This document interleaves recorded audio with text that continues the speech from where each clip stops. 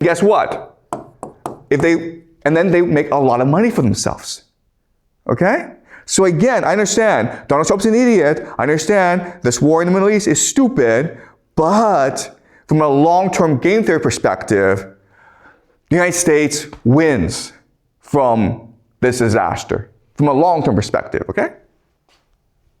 Now, you look at this map, you think, well, China's pretty good too, right? Like China has a lot of fresh water. The problem with China, though, is this.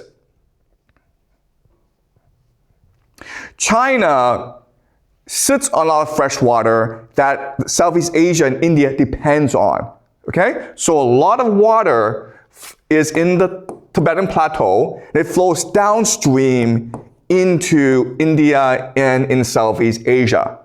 If there were a drought, using game theory, we can suspect that China might want to keep the water for itself, right?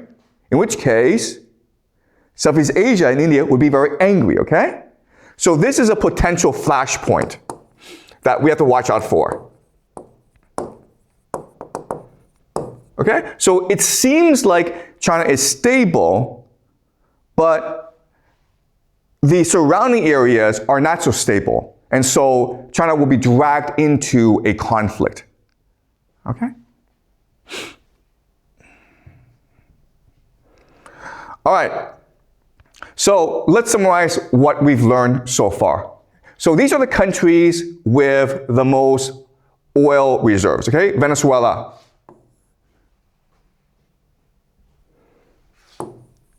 Saudi Arabia, Iran, Canada, Iraq, UAE, Kuwait, United States, Russia. Okay. All right. Now what's interesting about this is this. This war in the Middle East is going to knock out the oil production of Saudi Arabia, of Iran, of Iraq, of UAE, of Kuwait. Which leaves what? Which leaves, Venezuela, Canada, and the United States, okay? North America, and Russia. Okay? Now, then let's look at who has to buy oil. All right? Let's look at who buys oil. Well, the United States consumes a lot of oil, but again, it has its own supply of oil. China needs to import a lot of its oil needs, okay? So China imports about 75% of its oil needs. India, Russia, Saudi Arabia, Brazil, Japan, South Korea, okay?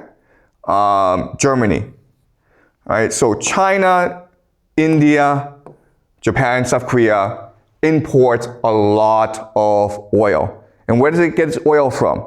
The Middle East, right? So if it can't get its oil from the Middle East, then these four countries, China, India, Japan, and South Korea, will need to get the oil either from the United States or Russia. Okay? And why does this matter?